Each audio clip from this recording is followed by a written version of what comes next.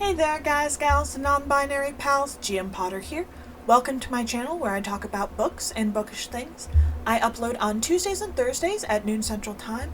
I am an independent author, an avid reader, and a cat mom of 4. This is Loki, and today, since it's Pride Month, I want to talk about a queer book, and that is Flamer by Mike Curato. Let's get into it.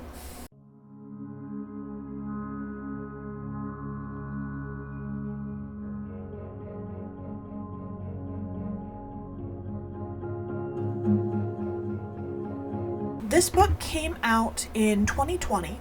It's about 366 pages, and let's jump in with the description. Award-winning author and artist Mike Curato draws on his own experience in Flamer, his debut graphic novel, telling a difficult story with humor, compassion, and love. This book will save lives. Jarrett J.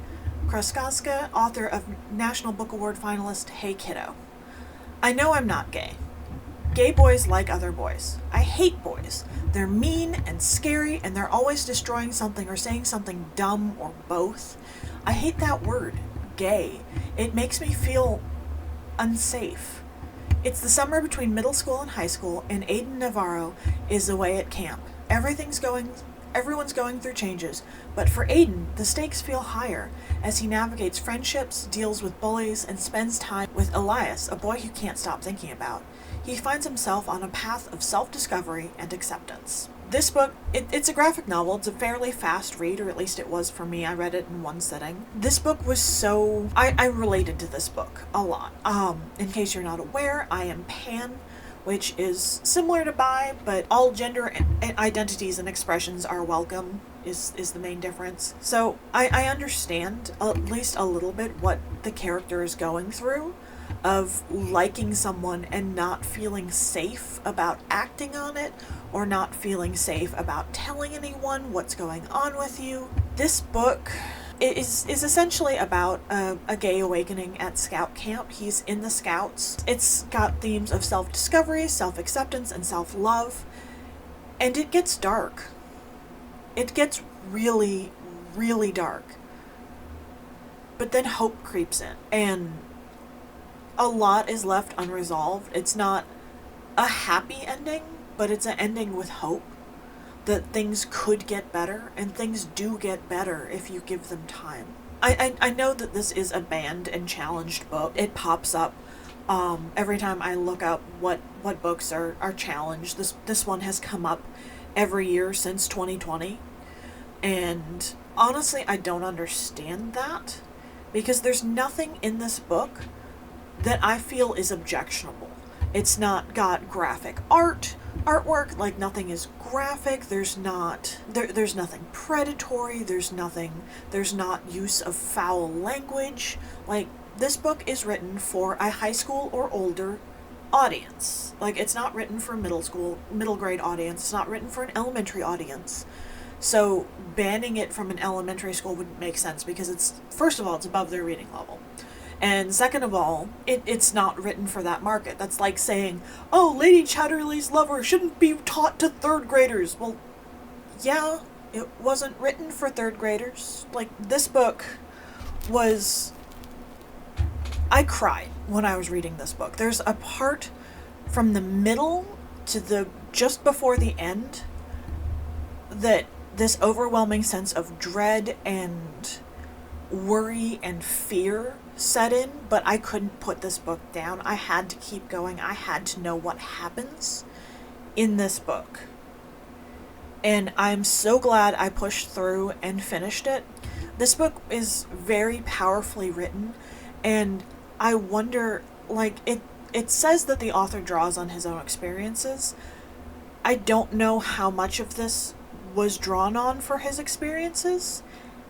If it's more of a Ramona Clay, then I really want to give this author a big hug.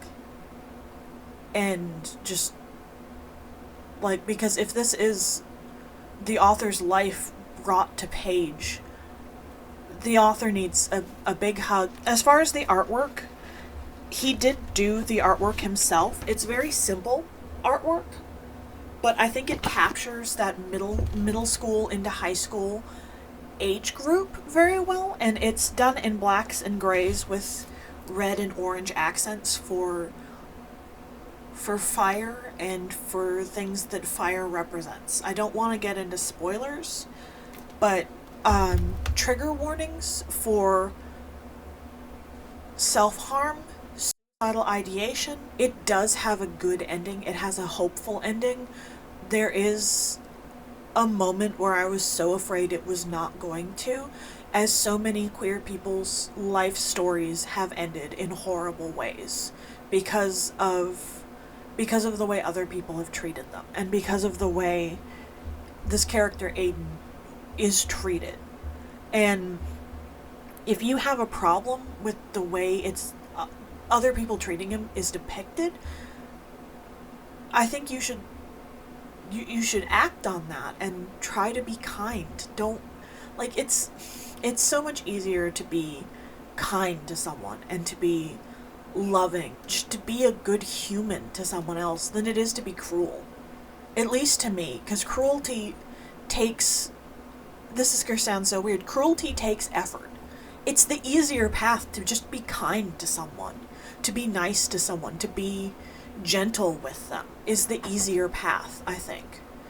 And so many people out there choose to be cruel, whether it's out of a place of self-loathing or out of a place of fear. I don't know. I'm not going to pathologize horrible people, but I think they need to look inward or seek therapy or help. And yeah, this book was 5 of 5 stars. Absolutely brilliant book. I'm so glad to have read this one. If you're struggling, if you're hurting, 988, the suicide prevention hotline, is available 24 hours, 7 days a week. Reach out to somebody, please. You are loved. You are enough just as you are. I'll see you in the next one, I hope.